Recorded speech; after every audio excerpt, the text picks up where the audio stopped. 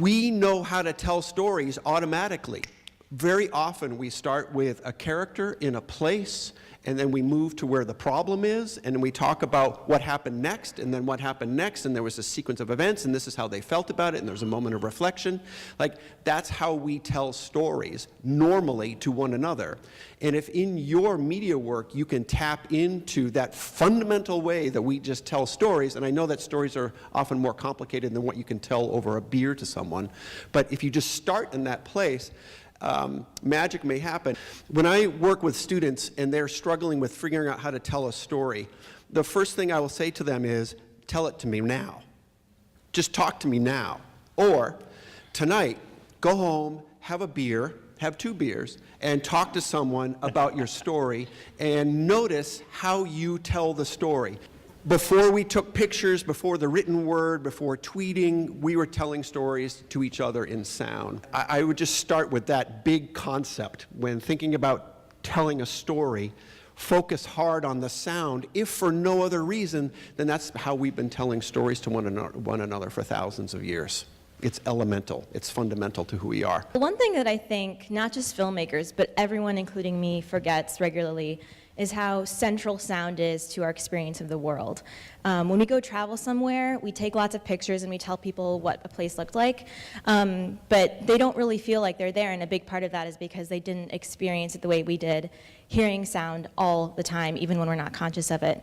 So I think that's why sound is so, so important for a story. As a filmmaker, you would never go to, if you're documenting something, you would never go set up your tripod in the corner of the room and press record and say, okay, got it, I'm just gonna stay here and wait till the end of the night and then we'll have what we need.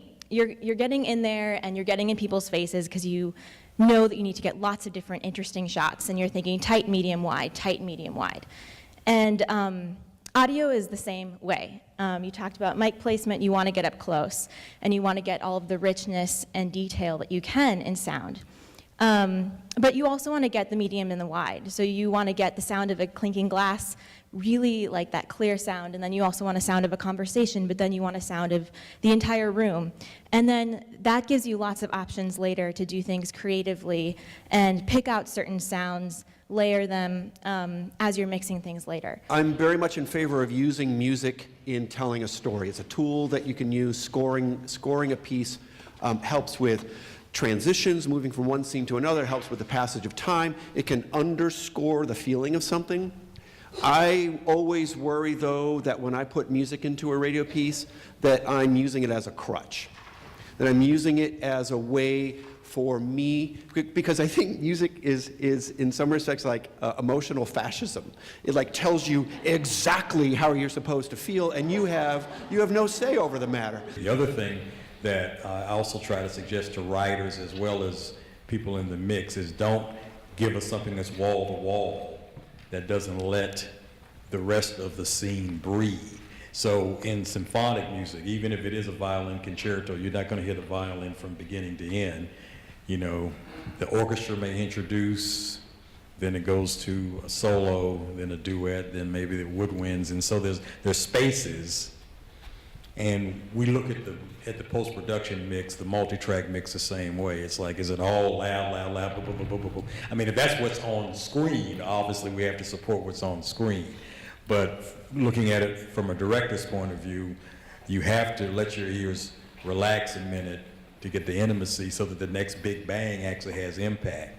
If it's big bang all the way through, eventually your ears just kind of fatigue and it all starts to sound like mush. There's the factual truth of something that you're reporting on and telling a story about, and there's also the felt truth, the emotional truth of things. And that comes through in the way in which something is written. It comes through in the way things are spoken. And so I'm always on the hunt for both the factual truth and the felt truth. And I think that what Orson Welles did so well was report what was allegedly the factual truth, right, but also captured the felt truth of things as well. There's a moment where your reporter on the scene, who's looking at these Martians, he gets up closer, he gets up closer. He starts to scream and his mic goes out. And there's like 2 seconds or 3 seconds of silence. And that must have scared the crap out of people because this voice of reason, this voice of credibility, this voice of truth suddenly disappears. And that sonic moment is so, your mind is painting all these pictures. Did he get vaporized? Did he get shot? Did he get smashed? What happened to him? All we know is the guy that we trusted that was leading us around is gone. When you have a certain sense taken away from you, you're really just like super intensely hearing what's happening, and you have to fill in the rest with your imagination, which is one reason sound is so intimate, because in order to understand the story, you have to be imagining it, and that makes you participate in it in a really intimate way.